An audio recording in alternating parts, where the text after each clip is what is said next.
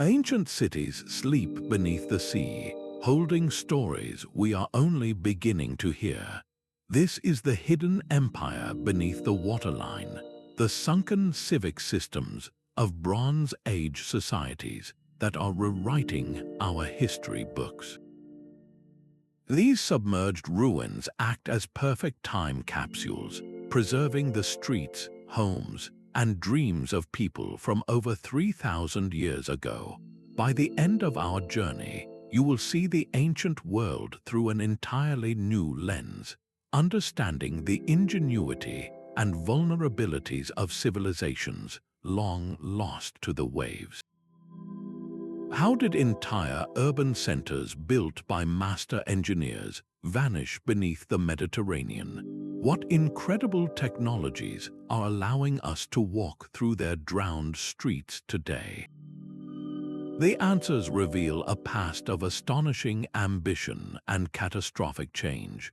What forgotten chapter of human history would you most want to see recovered from the deep? 3,000 years before our common era, the world was rewiring itself. The Mediterranean and Aegean seas pulsed not with isolation, but with connection, becoming liquid highways for the first great maritime empires. This was the Bronze Age, an era christened by the clanging of copper and tin, but truly defined by the ambition to master the waves. For civilizations like the Minoans of Crete and the Mycenaeans of Greece, the sea was not a boundary. It was their frontier, their fortune, the very source of their power. As historian Elena Maros explains, the sea was a conduit for ideas as much as for goods. This was a profound shift in human organization, a move towards societies built with their faces to the water. Their coastal settlements were not merely villages by the shore. They were the beating hearts of empires designed around the rhythm of tides and the promise of returning sails. The geography and climate conspired to make this golden age possible. Sea levels for a time held remarkably steady, allowing generations to invest in massive harbor walls, warehouses, and quays without fear of the ocean reclaiming them overnight. Imagine the first great harbors, monumental feats of engineering where deep-drafted ships could dock, loaded with ingots of precious tin from the east and copper from the west, the very ingredients for bronze.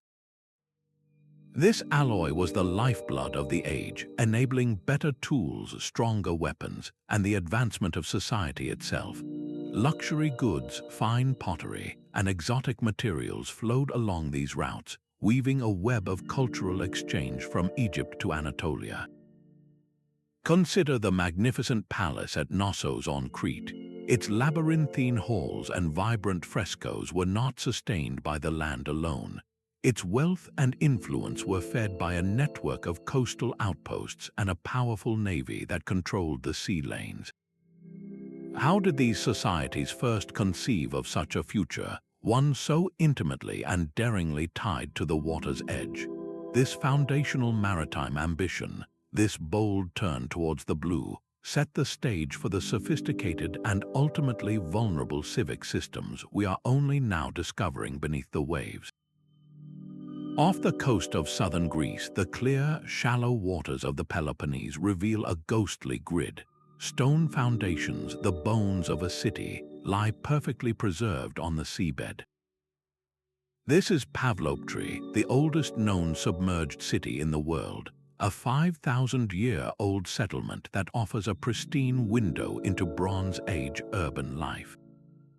While land-based sites are often layered with centuries of later occupation, Pavlopetri rests in a state of arrested development, a complete town plan frozen in time by the sea.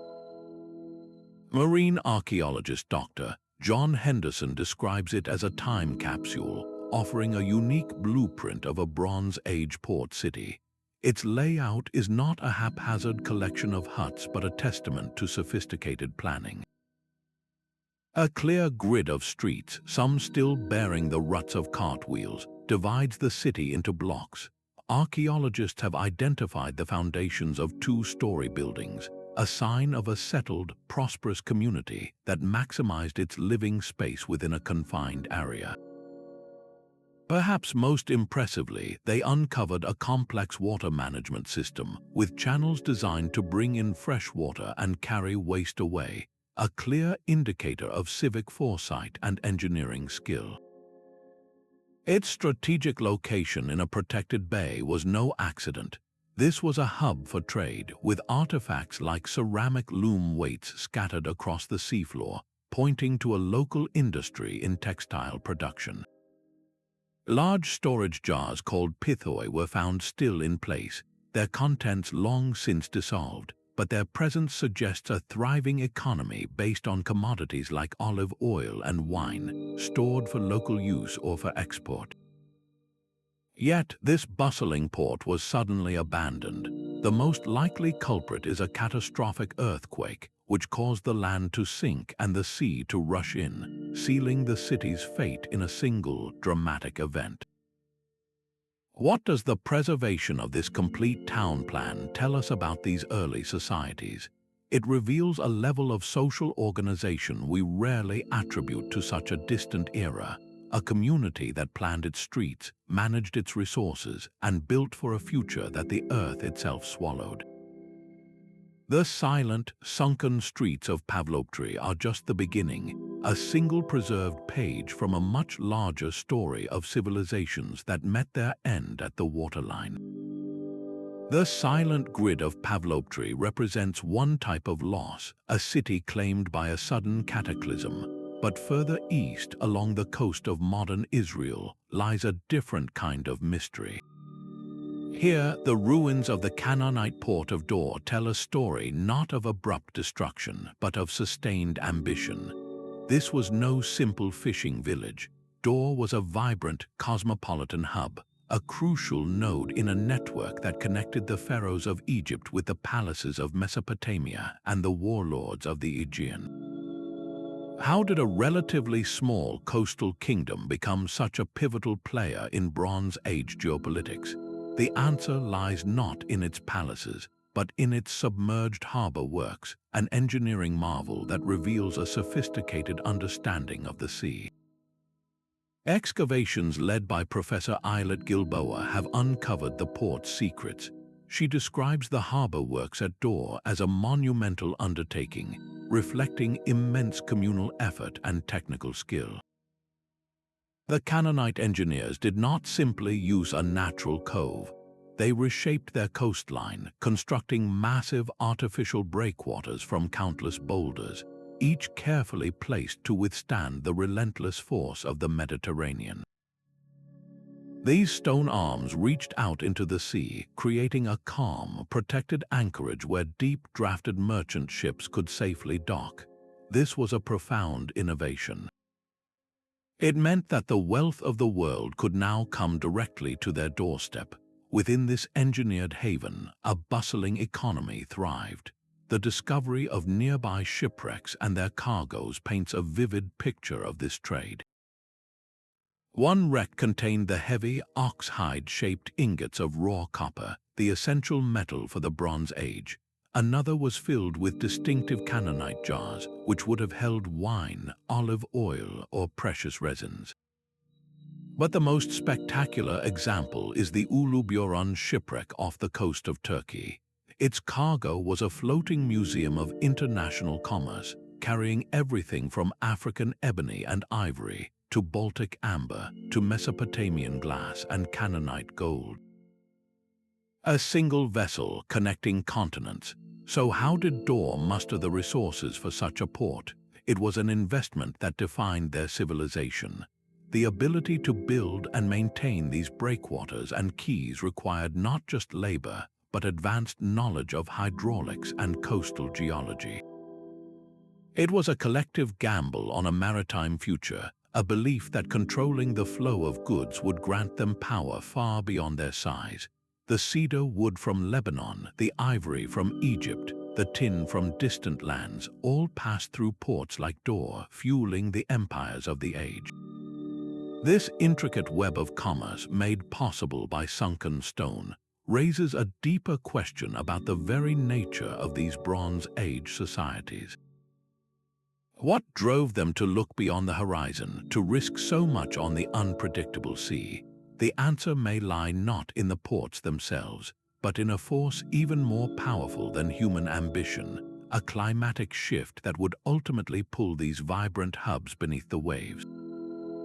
The sea that gave these civilizations life could also take it away with terrifying speed. A coastline could be reshaped not over generations, but in a single, violent day. The Eastern Mediterranean rests upon a fractured, restless earth, a tectonic mosaic where the African plate grinds against the Eurasian. A geologist, Professor Amos Nur, explains that a single major earthquake here could have dropped entire stretches of coastline by a meter or more in an instant. For a city built at the water's edge, that sudden subsidence was a death sentence, allowing the sea to reclaim the land in one catastrophic event. This is the story of abrupt submergence, the fate that likely befell Pavlopetri and the Minoan town on the island of Thera, where archaeologists find collapsed walls crushed by immense force before the waves moved in.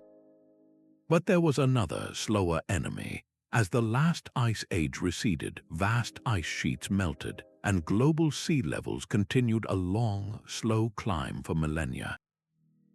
This eustatic rise was a relentless, creeping force. A harbor that was safe and functional for 500 years might gradually become waterlogged, its protective breakwaters submerged too deep to be effective, its freshwater wells turning brackish with salt. Scientists read this history in sediment cores pulled from the seabed near ancient ports, layers of mud and sand that act like a calendar of environmental change. These two forces, the sudden and the gradual, could even work in concert. A society already stressed by a slowly encroaching sea might have its defenses shattered by a single quake. Around 1280 before the Common Era, a period known as the 3.2 kiloyear event brought a sudden, prolonged climate shift of cooling and drought across the region. This instability would have strained agriculture, disrupted trade routes, and made entire populations more vulnerable. How did the people of these coastal empires interpret such calamities? When the ground shook and the sea rushed into their homes, did they see it as the wrath of Poseidon the earth shaker, or a punishment from their gods? Their myths are filled with stories of great floods and sunken cities, echoes of real trauma passed down through generations. The choices they made in the wake of these disasters defined their future, some adapting by moving inland, others fragmenting and collapsing entirely. Unraveling the precise cause of each city's demise requires us to see the landscape as they did, a precarious and dynamic interface between land and sea. To do that, we need eyes that can peer through the deep, a suite of technologies that let us walk those drowned streets without getting our feet wet. The silent darkness of the deep is no longer an impenetrable veil. It is now mapped by the persistent pings of multi-beam sonar, a technology that paints the seabed with sound. This revolution in marine archaeology allows us to see what was once forever lost, to explore without ever touching a single stone. Pioneer Dr. Brendan Foley describes this as a fundamental shift, enabling detailed surveys of vast seafloor areas and revealing sites that were utterly invisible just a generation ago. The principle is elegant. A research vessel tows a device that emits fan-shaped pulses of sound which travel down, strike the seafloor, and bounce back. By measuring the time and angle of each returning echo, a computer constructs a precise, three-dimensional map of the bottom. This side-scan sonar can distinguish between sand, rock, and the straight lines of a human-built wall, revealing the ghostly outline of a city from above. But the true magic begins once a target is identified. Here, remotely operated vehicles, or ROVs, take over. These robotic submarines, bristling with high-definition cameras and powerful lights, descend to the site. They fly just meters above the ruins, capturing thousands of overlapping photographs. Through a process called photogrammetry, software then stitches these images together into a breathtakingly accurate three-dimensional digital model.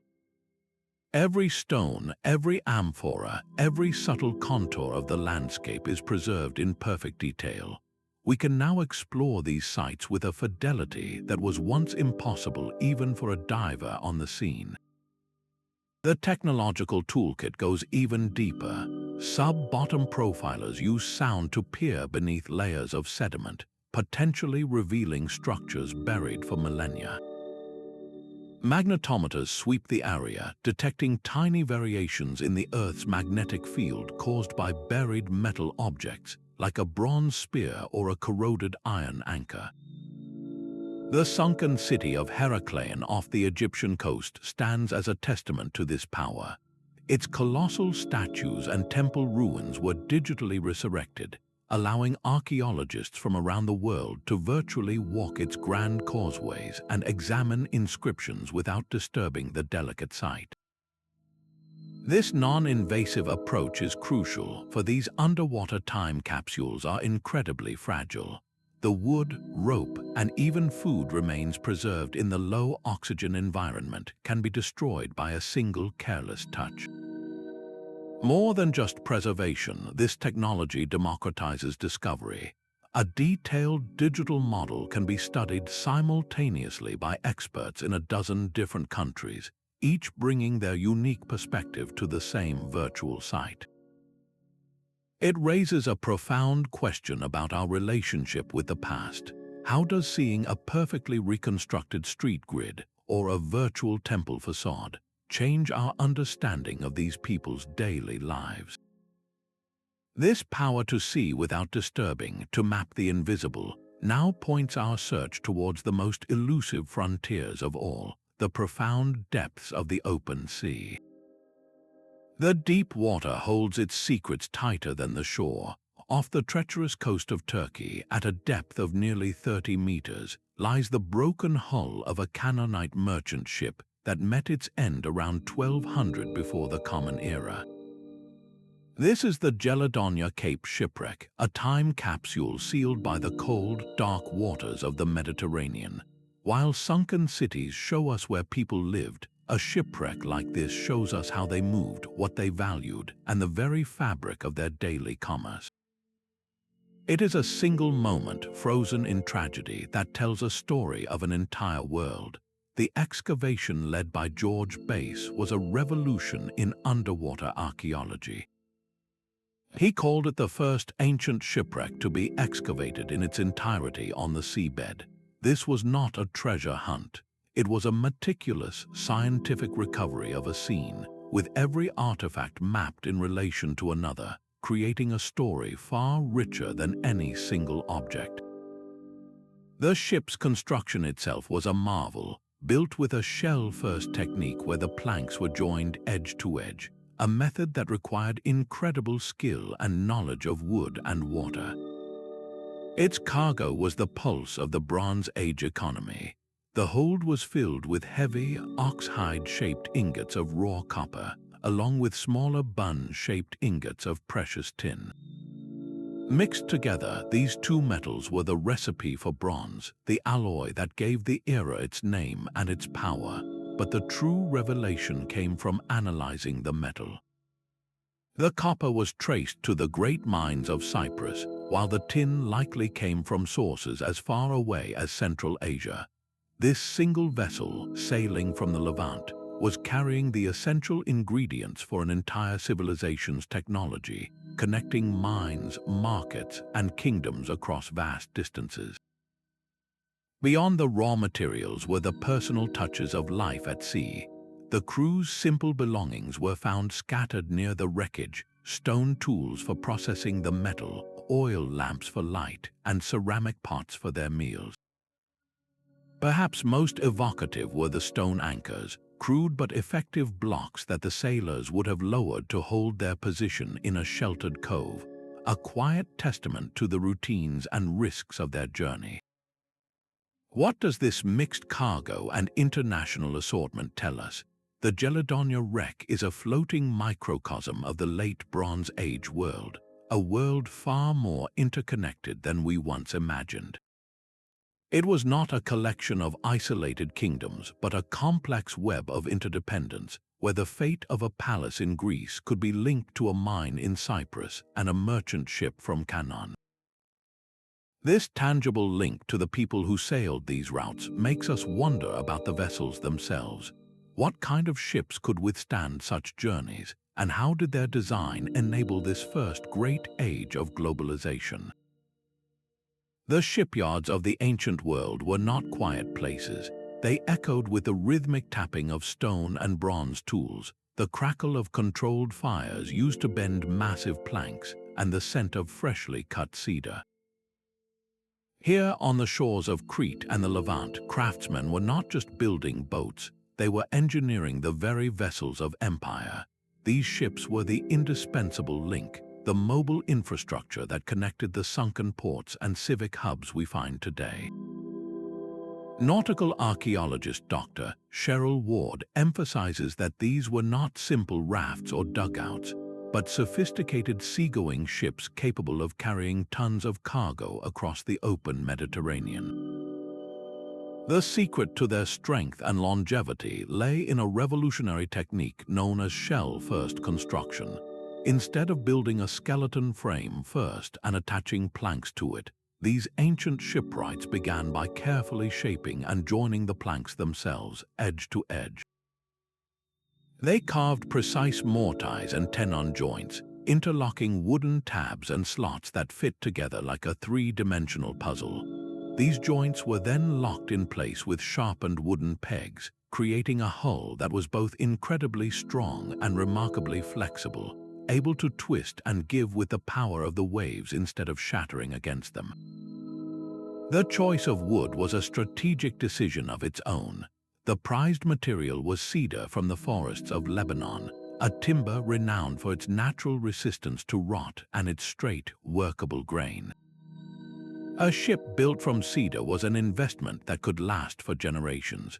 Once the hull was sealed with pitch and tar, a single, large square sail, woven from linen and controlled by a complex system of ropes, would be raised on a central mast. This sail harnessed the wind for long voyages, while a crew of oarsmen provided power for maneuvering in and out of those engineered harbors. We can see these magnificent vessels brought to life in the vibrant Thera frescoes, wall paintings preserved by volcanic ash. They depict large ships with high prows, multiple decks, cabins for important passengers, and dozens of oarsmen, showing a clear distinction between sleek, fast-moving warships and broader, deeper-hulled cargo carriers. How did the design of these ships evolve to meet such different demands? For war, speed and maneuverability were paramount, leading to longer, narrower hulls. For trade, the priority was capacity and stability, resulting in beamy, floating warehouses that could carry 10 tons or more of copper, pottery, and grain. This mastery of shipbuilding was the true engine of the age. Without these capable, durable vessels, the great harbor works at places like Dor would have been pointless, and the intricate trade networks revealed by shipwrecks like Gelidonia would never have existed. The sunken cities we explore were built to serve these ships, and the ships, in turn, were built to sustain the cities. So what was life like for the people who sailed these wooden worlds across the open sea, and what can their personal belongings, lost in the deep, tell us about their daily reality? A stone circle rises from the seabed, a ghostly monument standing in 15 meters of water. This is Atlit off the coast of Israel, a settlement so ancient it predates the Egyptian pyramids by millennia. Here, a pre-pottery Neolithic village, later inhabited during the Bronze Age, lies perfectly preserved, its secrets locked in the silt. Marine archaeologist Ehud Galilee calls it a frozen moment in time, showing a community with a deep connection to the sea and to each other. The site's centerpiece is a massive semicircle of 7 massive stones, each weighing hundreds of kilograms, arranged with clear intention. This was not a casual construction. The effort to quarry, move, and position these megaliths speaks of a coordinated society, one capable of organizing labor on a grand scale for a purpose that was likely ritualistic or even astronomical. It challenges everything we thought we knew about the timeline of complex society, proving that monumental building and communal planning existed thousands of years earlier than once believed. But Atlit Yam offers more than just stones. The skeletons found here tell intimate stories of daily life and struggle. Analyses of the bones reveal the physical cost of a maritime existence, with skeletons showing signs of repetitive stress from the constant rowing of boats and the strain of free diving in cold waters. These people were not just living by the sea, they were living with it, their bodies shaped by its demands. Perhaps the most poignant discovery was a mother and child, their skeletons showing the earliest known case of tuberculosis. This rare glimpse into ancient disease reveals that these coastal communities faced invisible enemies alongside the tangible challenges of the sea, their lives cut short by pathogens that thrived in their settled, communal environment. The sophistication of Atlit Yam extends to its infrastructure. The villagers constructed deep, stone-built water wells, tapping into the freshwater table that lay beneath the salt water. This was a brilliant and sophisticated understanding of hydrology, a deliberate engineering solution to ensure their survival on the coast. Their flint tools, found scattered around the site, were specialized for processing the fish that formed a core part of their diet. So what does the presence of such a large, organized settlement, with its monuments and wells and specialized tools, tell us about the drivers of social complexity? It suggests that the need to manage shared resources, to build together, and to face the sea's challenges as a community may have been a powerful catalyst for developing the very first complex societies. The enigmatic stones of Atlit Yam do not just mark a place, they mark a profound shift in the human story, forcing us to consider the spiritual and ritual life that bound these sunken societies together long before the rise of kings and empires. The mastery of the sea meant nothing without mastery over freshwater. For a coastal city, a reliable supply of clean water was not a convenience, it was the very foundation of its existence. Dr. Helena Tomas explains that control of water was as important as control of land, the true basis of power and stability in these early urban centers.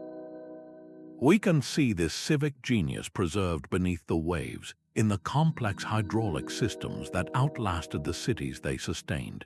The methods were diverse and ingenious.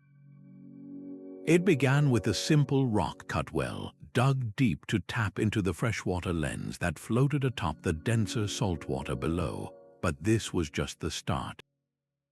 From these basic wells, engineers developed intricate networks of stone channels and terracotta pipes that captured precious rainwater from rooftops and courtyards.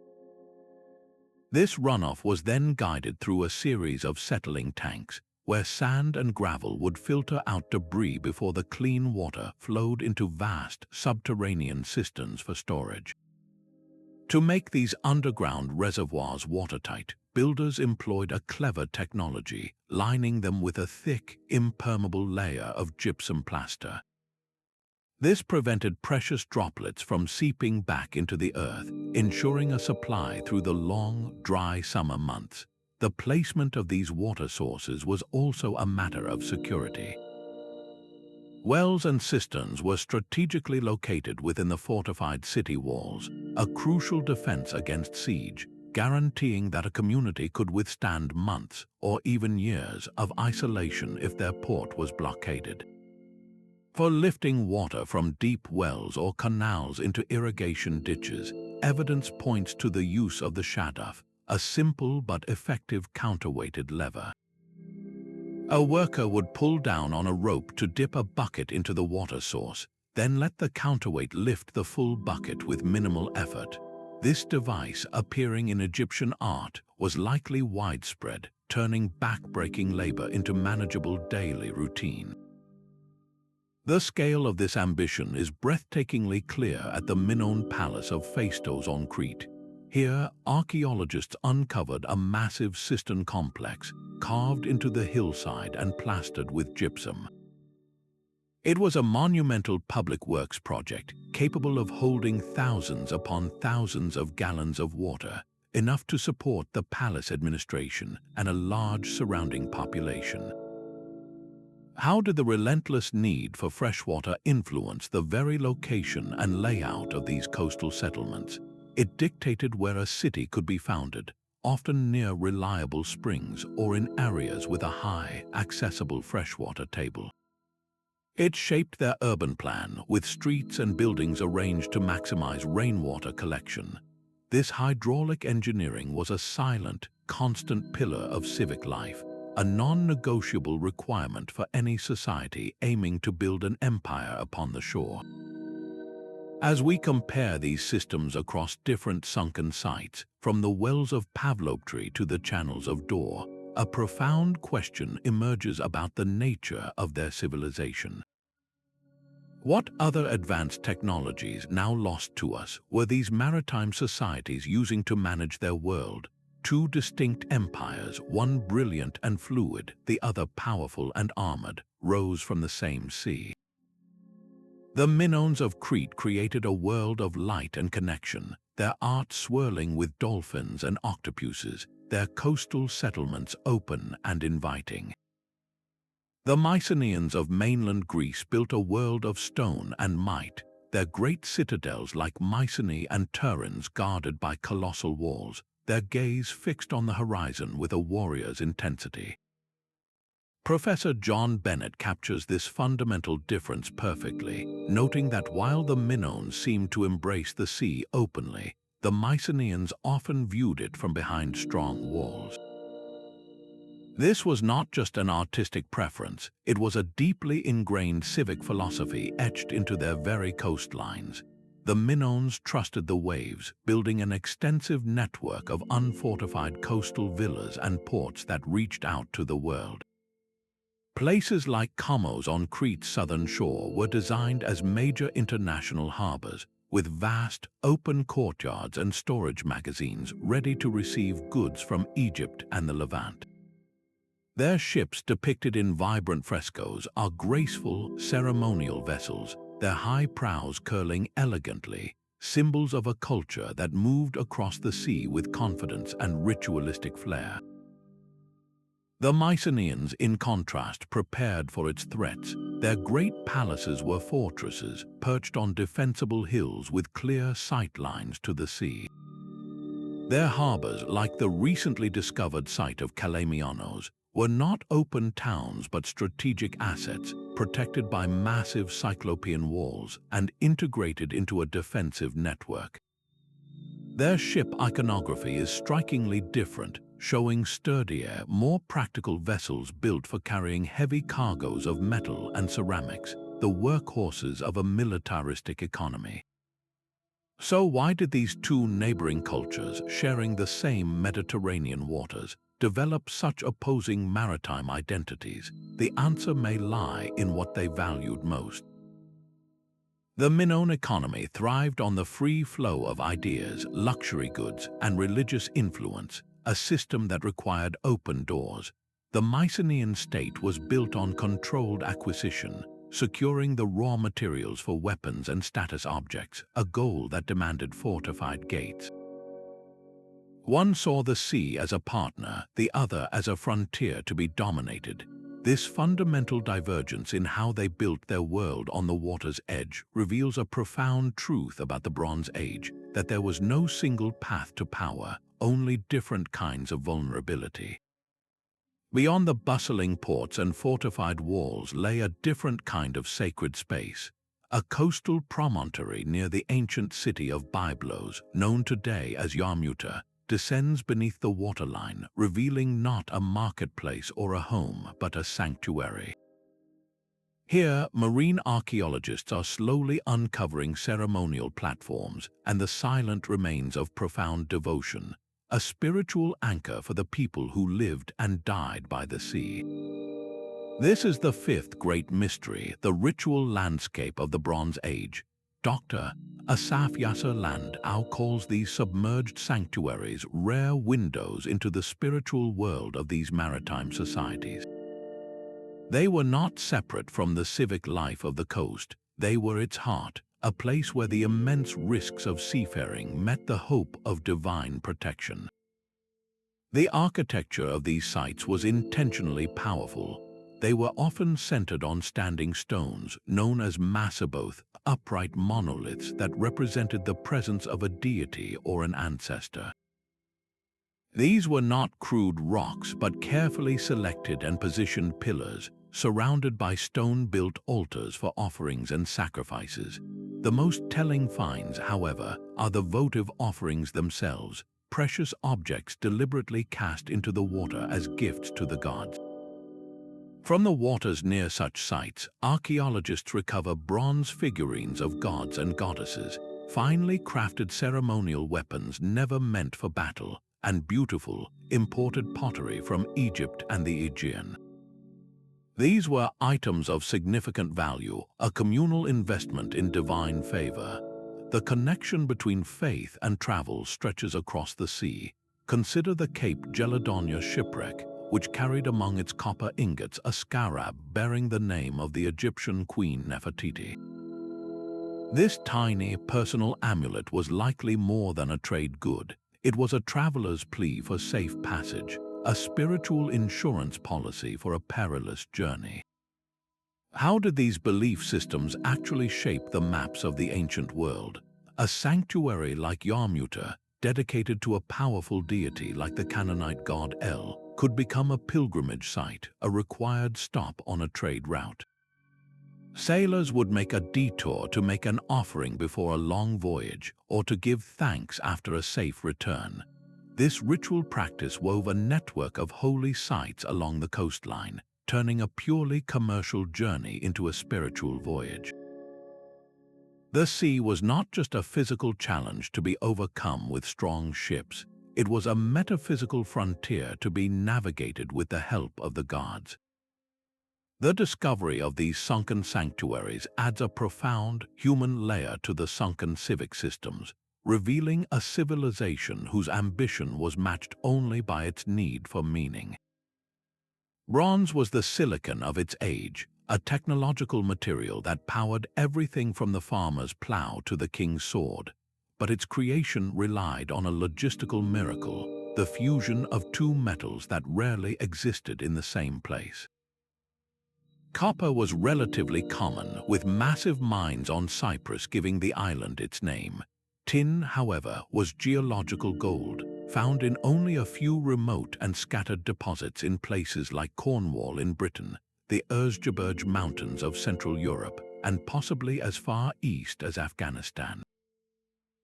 The entire Bronze Age world, from the Nile to the Aegean, was therefore wired into a vast, interdependent network, a precarious supply chain stretching across continents and seas.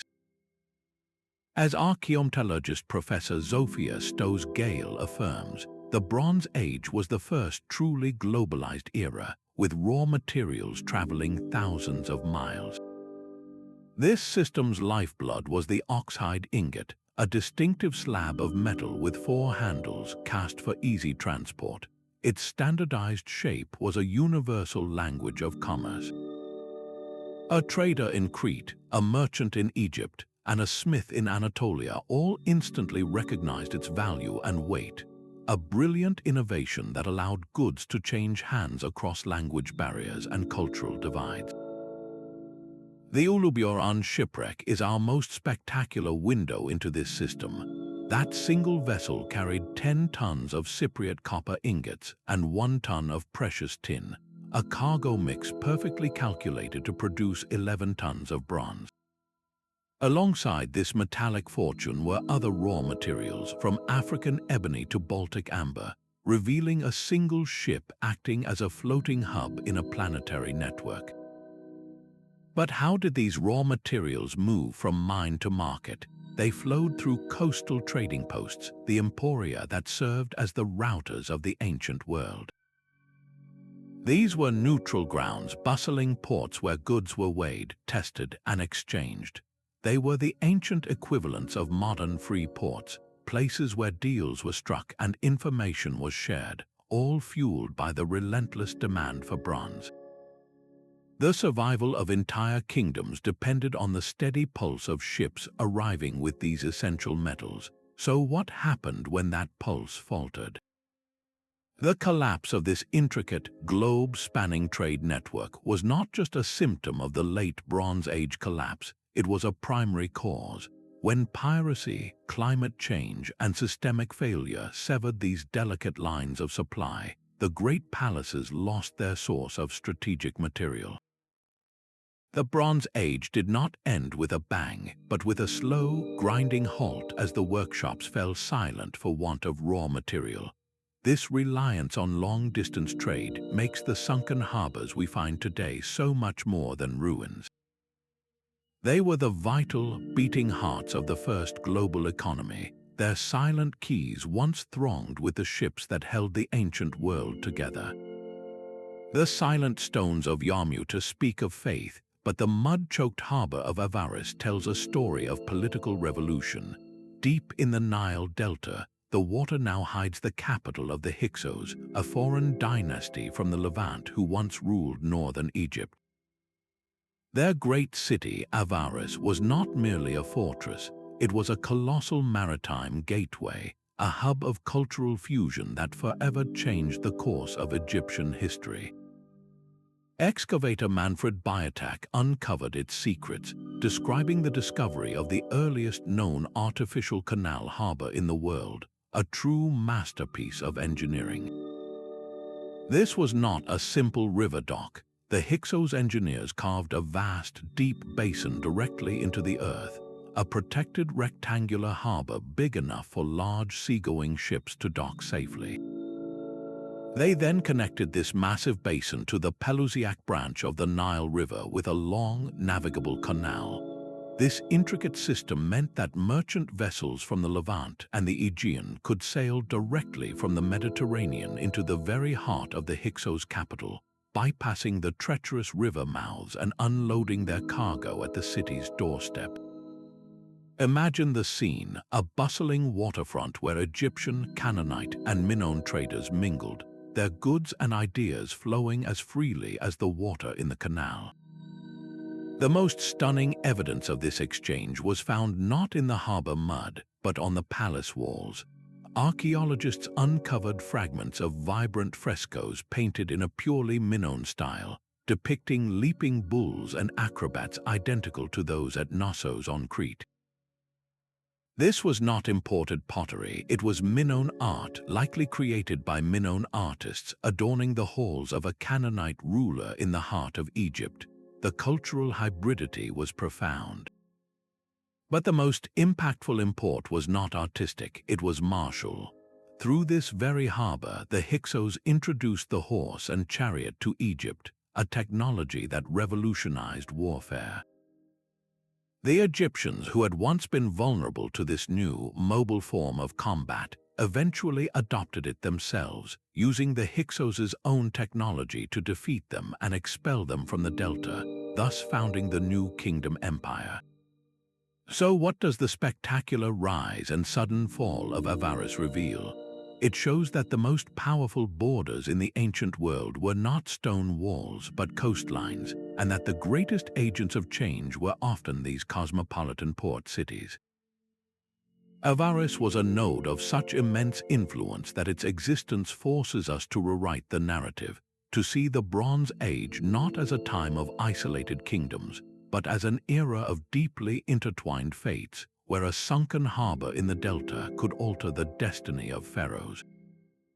The sleek, predatory silhouette of a war galley was the ultimate terror on the Bronze Age horizon.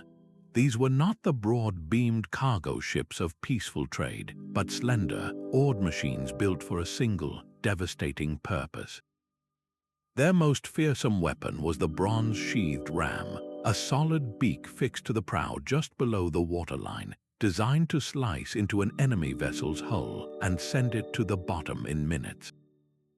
This innovation transformed the Mediterranean from a peaceful highway into a contested battlefield, forcing every coastal settlement to live under the shadow of the sea. As historian Eric Klein notes, the end of the Bronze Age was punctuated by maritime raids that destabilized empires from Greece to Egypt. The response to this threat reshaped the entire coastline. Lookouts stationed in stone watchtowers scanned the sea from dawn until dusk, ready to signal the approach of unknown sails with fire or smoke. The very layout of cities began to change, with new fortifications built further inland or designed with hidden, secondary harbors where the fleet could be hidden or launched for a counterattack. The fortified bay at Pylos in Greece stands as a perfect example, a natural harbor that could shelter the entire Mycenaean fleet behind protective headlands, a secure base in a dangerous world. Naval tactics grew increasingly sophisticated. Egyptian reliefs depicting their victory over the so-called Sea Peoples show Marines firing volleys of arrows from the decks while sailors maneuvered for the killing blow. There are even accounts of fire ships, old vessels set ablaze and set adrift into enemy formations, creating chaos and panic. How did this constant state of alert influence the political structures of these societies? It demanded strong, centralized authority, a king who could commission a fleet of warships, man them with rowers, and coordinate coastal defenses held the ultimate power. The vibrant, open trading posts of an earlier era gradually gave way to armored citadels, their massive walls a direct response to the threat arriving from the sea.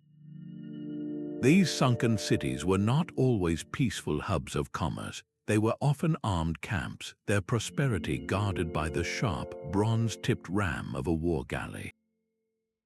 The ground itself turned to fire. Around 1600 years before the Common Era, the island of Thera, known today as Santorini, did not simply erupt, it detonated. This was not a local disaster, but a planetary event. Volcanologist Professor Floyd McCoy confirms that ash from Thera has been found from the Black Sea to the Nile, and its tsunami waves devastated coastlines across the entire eastern Mediterranean.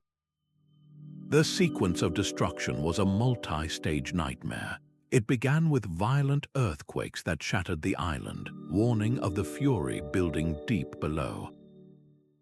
Then the first plumes of ash and pumice began to fall, a light gray snow that quickly became a heavy, suffocating blanket. The people of the vibrant Minoan town of Akrotiri had time to flee, as no bodies have been found in the ruins, but they could not have imagined what came next. The volcano's magma chamber, now empty, could no longer support the island's weight. The center of Thera collapsed in upon itself, plunging into the sea in a catastrophic caldera formation. This sudden drop of thousands of feet of rock into the water generated a tsunami of almost unimaginable scale. A wall of water tens of meters high radiated outwards at ferocious speed. Within an hour, it would have reached the northern coast of Crete, the very heart of the Minoan world. At the Minoan site of Palikastro on Crete, archaeologists find buildings on the coast completely washed away, with massive boulders and sea-driven sediment shoved far inland, a silent testament to the waves' raw, terrifying power. The same event that destroyed also preserved. The collapse of the caldera submerged the island's core, but the initial volcanic fallout had already sealed Akrotiri in a perfect tomb of pumice and ash. This is a Bronze Age Pompeii, frozen 1,000 years earlier. The excavation reveals a sophisticated, multi-story town, with buildings preserved up to their second floors. Inside, breathtaking frescoes still adorn the walls, showing a society in love with life and nature, with scenes of antelopes and boxing boys and flotillas of ships, their colors vibrant after 36 centuries. Did this single, shattering event cause the decline of the mighty Minoan civilization? The debate is fierce. The tsunami would have obliterated the Minoan navy and vital coastal infrastructure, their ports and fleet, the very source of their wealth and power. The thick ash fall would have smothered farmlands on Crete for years, leading to famine and societal breakdown. While the Minoans struggled to survive, their rivals, the Mycenaeans from mainland Greece, were poised to fill the power vacuum, eventually taking control of the palace at Knossos. The memory of such a cataclysm, of a sophisticated island kingdom vanishing beneath the waves in a day and a night, would have echoed for generations. Is it any wonder that centuries later, the Greek philosopher Plato would recount a story told to him about a powerful, advanced civilization called Atlantis that sank into the sea in a single, terrible event? The sheer, instantaneous power of the Thera eruption forces a humbling perspective, showing us that the most brilliant civic systems, the most advanced maritime networks, could be undone in moments by the indifferent fury of the planet. A broken cooking pot resting for millennia on the sandy seafloor holds more truth than a king's golden mask. This humble artifact, its interior still stained by ancient meals, invites us directly into a Bronze Age kitchen, into the daily rhythm of lives governed by the sea and the soil. The real story of this era is not etched solely on palace walls, but in the scattered fragments of domestic life preserved in the underwater silt. Archaeologist Lisa Briggs reminds us that the most intimate narratives are written in broken pottery and discarded food remains, which the cold, low-oxygen waters often protect far better than any tomb on land. To reconstruct these paleo diets, scientists now use a technique called stable isotope analysis. By examining the chemical signatures locked inside human bones, they can read the story of a person's lifetime of meals. The ratio of different isotopes acts like a dietary fingerprint, revealing whether someone relied more heavily on fish from the sea or grains from the field. These findings are confirmed by the discovery of kitchen middens, ancient garbage piles, found submerged near settlements. At sites like Pavlopetri, these refuse heaps contain a bounty of evidence, from the shells of consumed limpets and oysters to the bones of tuna and sea bream, showing a diet rich in marine resources. Yet it was not solely a maritime menu. The analysis of dental calculus, the hardened plaque on skeletons from Atlit yam, revealed microscopic traces of wheat and barley phytoliths. This simple discovery proves these coastal communities maintained a mixed economy, farming the land while harvesting the sea. Their prosperity was built on this dual foundation. The tools scattered in these sunken homes add another layer to the story. In one room, a set of ceramic loom weights hints at the rhythmic work of weaving, a task often associated with women, creating the textiles that were a major trade commodity. In another corner, a collection of stone net sinkers and bronze fishhooks speaks to the perilous work of the fishermen, often the role of men, who ventured out in small boats to feed the community. These quiet, domestic objects map the division of labor within a household, the unspoken gender roles that structured their society. They transform these ruins from abstract civic systems into living spaces, where the smell of baking bread mingled with the salt air, and the day's catch determined the evening's feast. Focusing on these mundane details forges a deeply human connection across the centuries, reminding us that these were not just master engineers or bold sailors. but families whose greatest ambition was simply to provide for one another. The deep blue waters off Malta conceal a network of lines, as if a giant's chariot once carved paths straight into the sea. These are the mysterious cart ruts of the Maltese islands, parallel grooves etched into the limestone bedrock that vanish beneath the waves, leading to a lost world from the Temple period. This is the eighth great mystery, a sunken megalithic landscape that forces us to reconsider the very purpose of the coastline. Archaeologist Professor Ruben Grima suggests that sea level rise around Malta has drowned a significant portion of its prehistoric cultural landscape. The famous temples like Geu with above Gantaja with their colossal stone blocks were not isolated mountaintop shrines. They were likely part of a much larger ritual complex that actively incorporated the sea, with processional routes and sacred sites extending right down to the water's edge. The cart ruts themselves remain a subject of intense debate. Were they practical transportation routes, worn down by sledges dragging massive stones from quarries to temple sites? Or were they ritual pathways guiding pilgrims on a symbolic journey from the land to the realm of the gods across the water? Their deliberate paths, often leading directly into the Mediterranean, argue for a profound spiritual connection to the sea. Further evidence emerges from the seabed itself. At a depth of 10 meters, divers have identified worked stone blocks and what appear to be the foundations of ancient quays. This is not random collapse.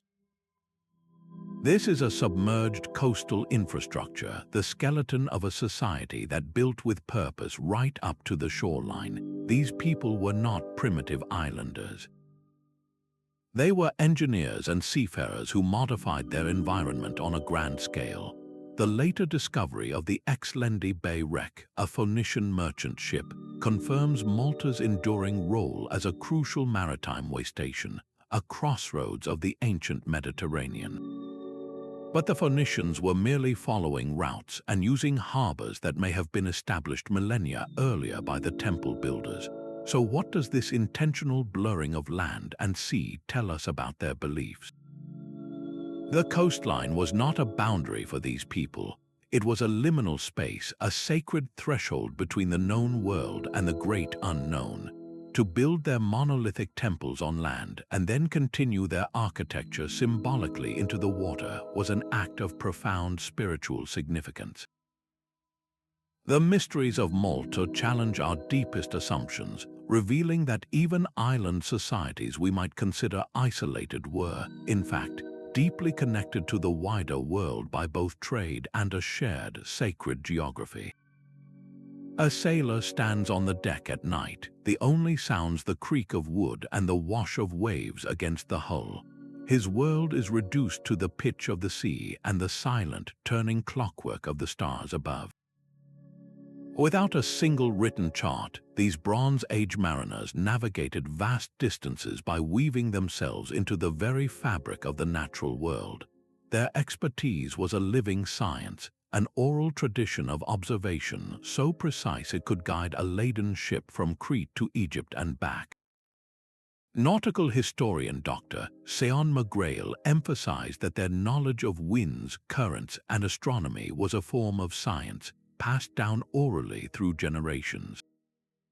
This was a cognitive map built not on parchment but in memory, detailing the rhythms of the planet itself.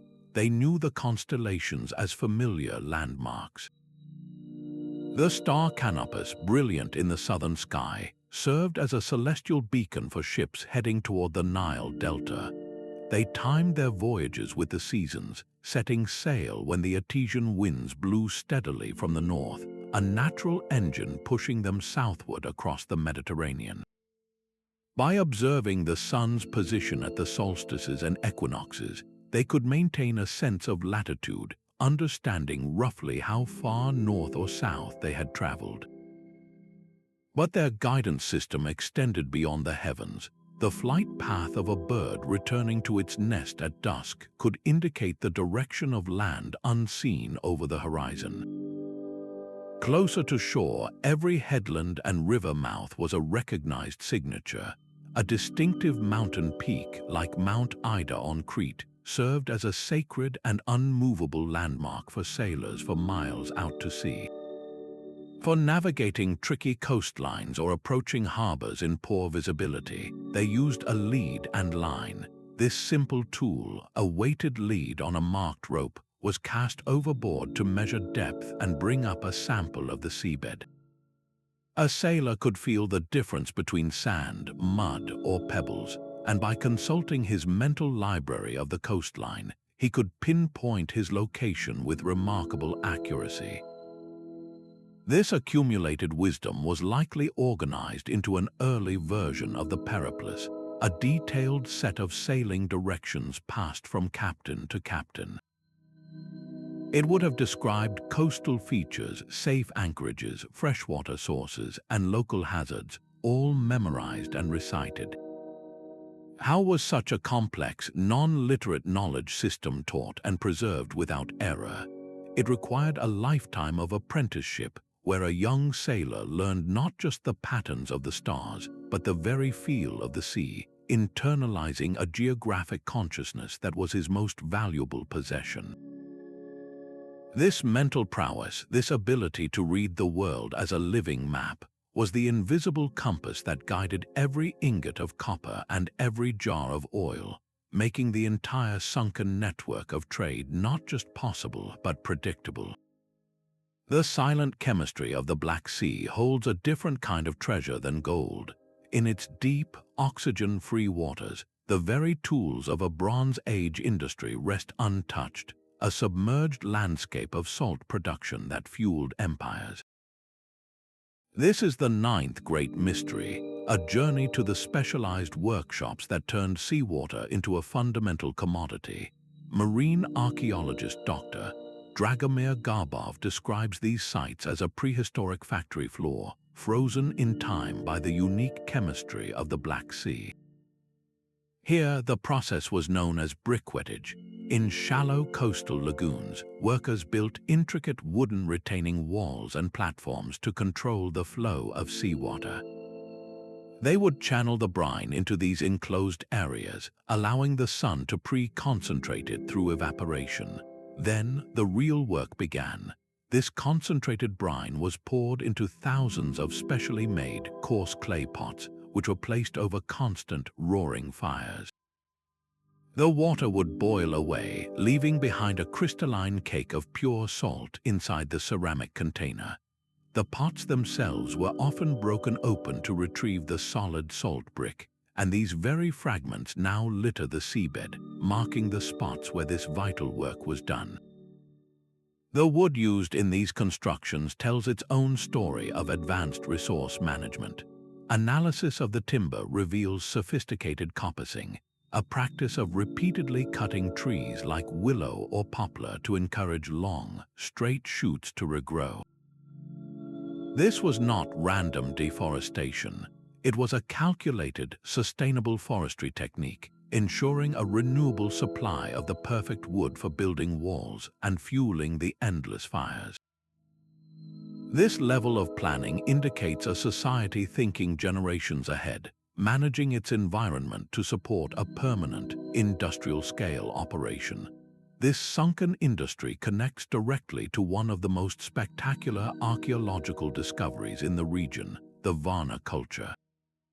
Their cemeteries yielded the oldest gold treasure in the world, artifacts of breathtaking craftsmanship. How did a society acquire such wealth? The answer may lie in the salt. The massive land-based salt production center at Provadia Solnitsata, with its fortified walls, shows the immense scale of this trade. Control over salt was control over life itself. It preserved fish and meat, preventing famine and enabling long sea voyages. It was a dietary necessity for humans and livestock alike. The communities that mastered its production held a key to economic power, trading this white gold for the luxuries of the age, including the gleaming metal that would immortalize them. How did control over such a fundamental resource contribute to social stratification and wealth accumulation? The sunken salt pans reveal an industrial dimension to these maritime societies, proving that their power was built not just on trade routes, but on the mastery of essential resources pulled directly from the sea. The year 1177 before the Common Era marks a fracture in history. The interconnected world of the Bronze Age, a globalized network of empires and trade, shattered in what seems like a single generation. Palaces that had stood for centuries were put to the torch, from the citadels of Mycenaean Greece to the great city of Hattusa in the Hittite heartland. The intricate web of commerce that carried copper, tin, and luxury goods snapped, and a silence fell across the Mediterranean. This was not the failure of a single kingdom, but a catastrophic systems collapse that left the vibrant coastal ports we have been exploring suddenly empty, vulnerable, and destined for the sea. Historian Eric Klein describes it as a perfect storm of calamities, where multiple failures converged into a single, unstoppable tide. A prolonged period of climate change, identified in tree rings and sediment cores, brought severe drought and famine, straining agricultural systems to their breaking point. At the same time, geological evidence points to a cluster of major earthquakes, damaging the critical infrastructure of cities already under stress. Then came the invasions, movements of displaced peoples referred to in Egyptian texts as the Sea Peoples, who raided coastlines and attacked by land and sea. But perhaps the most devastating blow was the collapse of the economic engine itself. The disruption of the long-distance tin trade was a fatal stroke. Without a steady supply of tin from distant sources like Afghanistan and Cornwall, the production of bronze, the very material that defined the age, ground to a halt.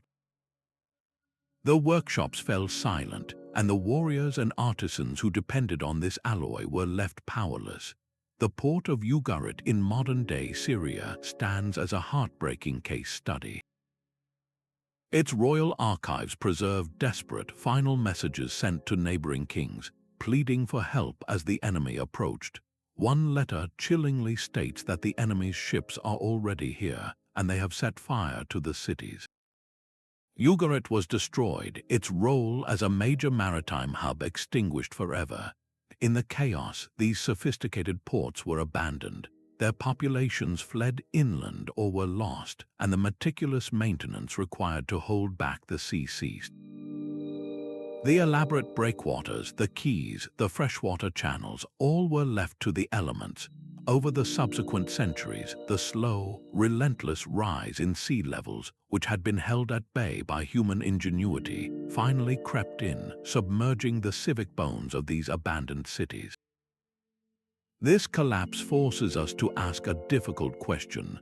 Why did some societies, like Egypt, manage to recover while others, like the Hittite Empire, vanished from history? The answer may lie in resilience, in the depth of their resource base, and their ability to adapt when the complex systems they depended on disintegrated. The sunken ruins are not just relics of a golden age, but monuments to a profound truth about the fragility of our own interconnected world. The warm, shallow waters of the Arabian Gulf conceal a field of silent stone sentinels. Hundreds of submerged cairns, man-made mounds of rock, rise from the seabed, marking a vast underwater necropolis from the Bronze Age. These are not natural formations, but deliberate constructions, the tombs of a coastal people whose world has vanished beneath the waves. This is the 10th great mystery, a sunken landscape of the dead that reveals a civilization whose entire existence was oriented toward the sea, in life and in death. Archaeologist Dr. Robert Carter states that the sheer number of these submerged features indicates a dense population along now drowned coastlines with a complex belief system. These cairns, associated with the legendary trading cultures of Dilmun and Magan, were built from the local bedrock, a sedimentary stone called beach rock that was readily available and easily worked. The structures themselves are simple yet powerful, piles of stone carefully assembled into low, circular mounds. The saline, low-oxygen environment of the Gulf acts as a remarkable preservative, raising the tantalizing possibility that human remains and precious grave goods could be found inside these tombs, protected from decay for over 4,000 years. What would such finds tell us? They would offer an unparalleled window into social hierarchy. The size and location of a cairn, whether a simple pile or a more elaborate structure closer to a settlement, could denote the status of the individual within, separating common pearl divers from wealthy merchants or tribal chieftains.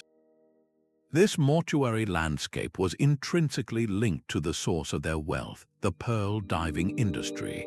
Ancient pearls discovered in land-based graves on Bahrain, the heart of Dilmun, were worth their weight in gold, traded across Mesopotamia and the Indus Valley. The divers who braved the depths to harvest these treasures were the backbone of the economy, and it seems their culture chose to honor them by weaving their final resting place into that same marine world.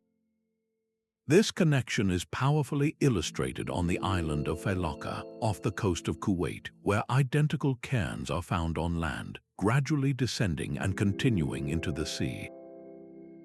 This was not a random placement, it was a conscious, symbolic act, a deliberate blurring of the boundary between the land of the living and the watery realm of the ancestors.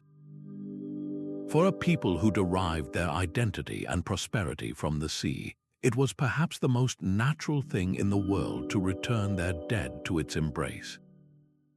These silent tombs are more than just burial sites, they are a profound statement of faith, a belief that the journey did not end at the shoreline but continued into the deep.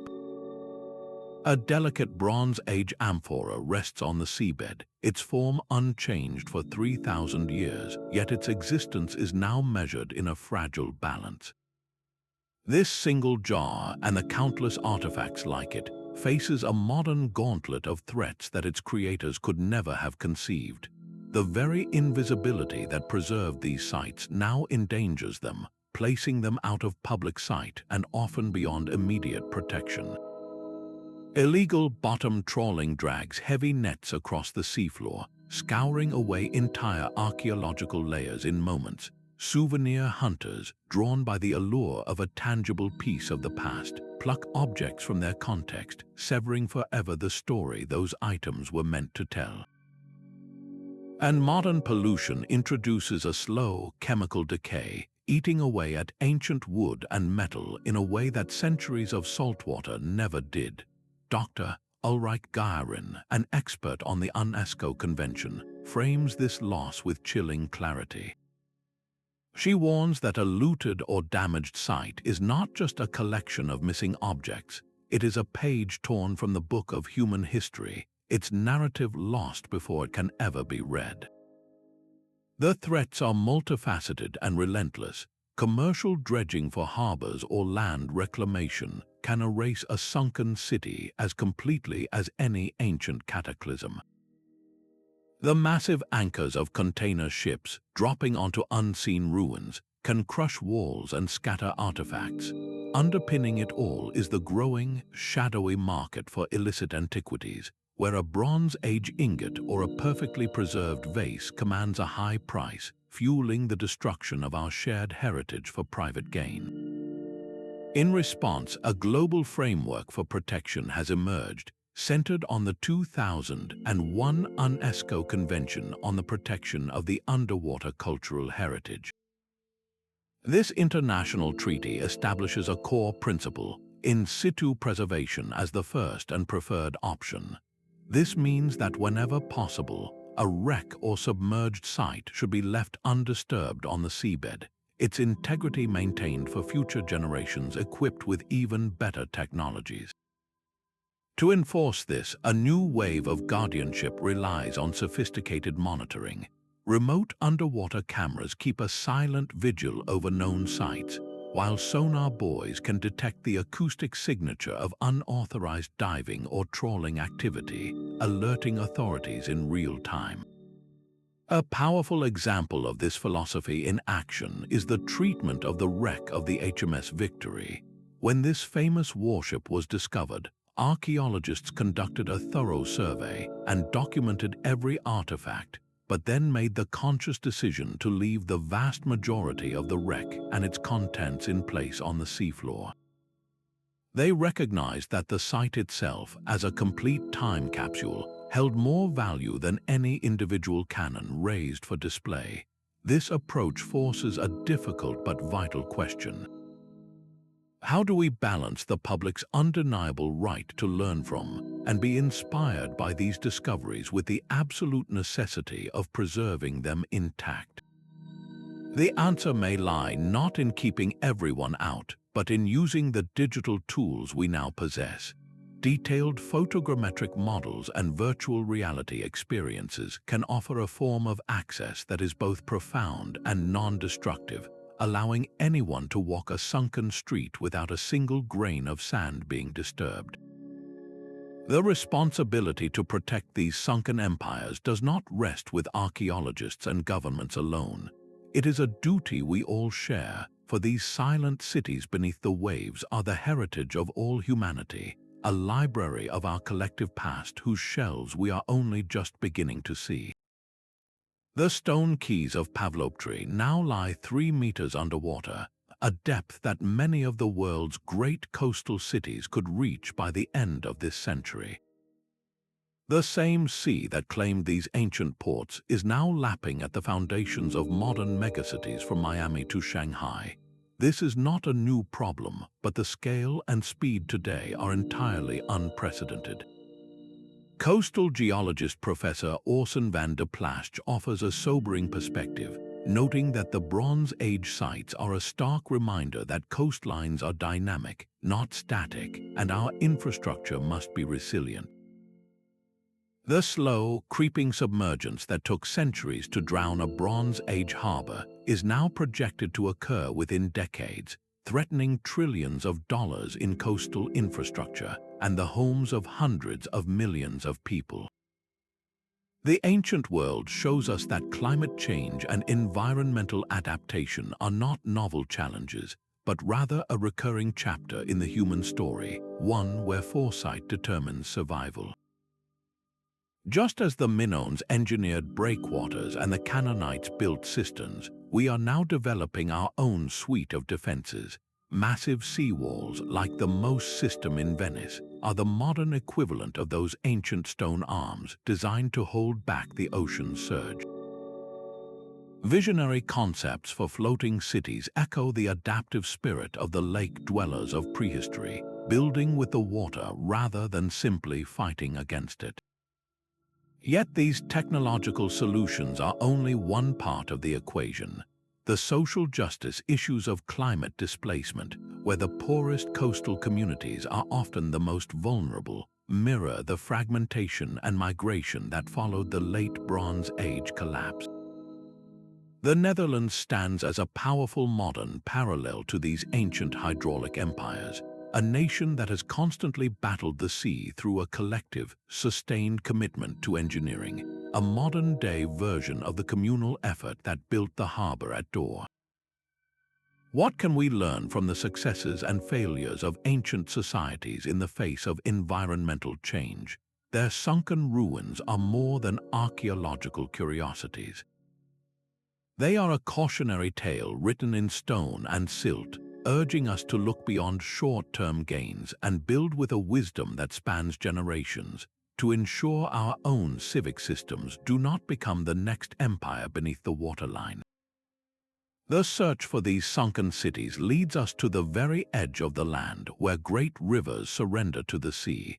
The deltas of the Nile, the Tigris-Euphrates, and the Indus were the fertile, bustling crossroads of the Bronze Age world, yet many of their greatest ports have simply vanished. They were not destroyed by a single cataclysm, but were slowly erased by the very rivers that gave them life, their stories buried under immense layers of silt and mud. Geomorphologist Professor Jean Daniel Stanley, who has pulled countless core samples from these landscapes, puts it starkly, stating that entire chapters of human history lie buried beneath the mud of the world's great deltas. This is the constant, dynamic battle between land and water. A river carries countless tons of sediment from its vast inland basin, depositing it at its mouth to build new land seaward. Over centuries, this process can push the coastline outward for miles, leaving a once thriving port city landlocked and forgotten, slowly buried by its own fertile soil. At the very same time, the sheer weight of all this new sediment can cause the entire delta to slowly sink, a process called subsidence, pulling older coastal settlements beneath the water table. We see this duality perfectly in the search for Lothal, a major port of the Indus Valley civilization. Once a vibrant dockyard connected to the Arabian Sea, it now sits stranded far inland, its famous basin high and dry, surrounded by farmland that was once open ocean. In Greece, the story of Helaik is even more dramatic. Ancient historians recorded that in 373 before the Common Era, a powerful earthquake caused the city to sink into the sea overnight, lost for centuries until modern underwater archaeology revealed its ruins in a coastal lagoon, a victim of tectonic subsidence. But the most spectacular rediscovery belongs to the Egyptian city of Heracleion. For 1,000 years, it was considered a legend, a major emporium at the mouth of the Nile where Egyptian pharaohs greeted foreign dignitaries. Then, in the year 2000, French archaeologist Frank Gaudiot found it. His team uncovered colossal statues of a pharaoh and a queen, temple ruins, and the hulls of 64 ships, all resting on the seabed, perfectly preserved in a deep layer of clay and sand. Heracleion had not been swept away. It had fractured and sunk, its remains sealed for millennia by the protective mud of the Nile. How does this relentless geological activity continuously rewrite our archaeological map? Every shift in a river's course, every new layer of silt, is a page turned in a history book we are only just learning to read, hiding cities in plain sight, and revealing that the most enduring mystery may be the ground beneath our feet. Our journey across the silent empire beneath the waterline has revealed a world of astonishing ambition. We have walked the drowned streets of Pavlopetri, traced the cargo of a single ship from Cyprus, and felt the earth-shattering power of Thera's eruption. These sunken civic systems show us a past of brilliant adaptation, where societies mastered the sea with engineered harbors and complex trade, yet remained utterly vulnerable to the shifting climate and restless earth. The overarching truth is one of profound duality, a reminder that human ingenuity has always danced with planetary forces far greater than itself. The pioneering marine archaeologist George Bass left us with a guiding principle that we are not just recovering objects, we are recovering the human spirit. Every preserved cooking pot, every stone anchor, is a fragment of that spirit, a voice from the deep urging us to listen. These stories of resilience and collapse are not locked in the past. They echo in our own time as modern coastlines face the same rising waters, and we grapple with the fragility of our own interconnected world. So I leave you with a final question. Which of these sunken mysteries resonated most deeply with you? Was it the haunting ritual stones of Atlit Yam, the globalized trade of the Uluburun ship, or the sudden, silent end of a city like Pavlopetri? Share your thoughts in the comments below, and if this voyage into the deep past has illuminated new horizons for you, please subscribe for more journeys into history's greatest enigmas.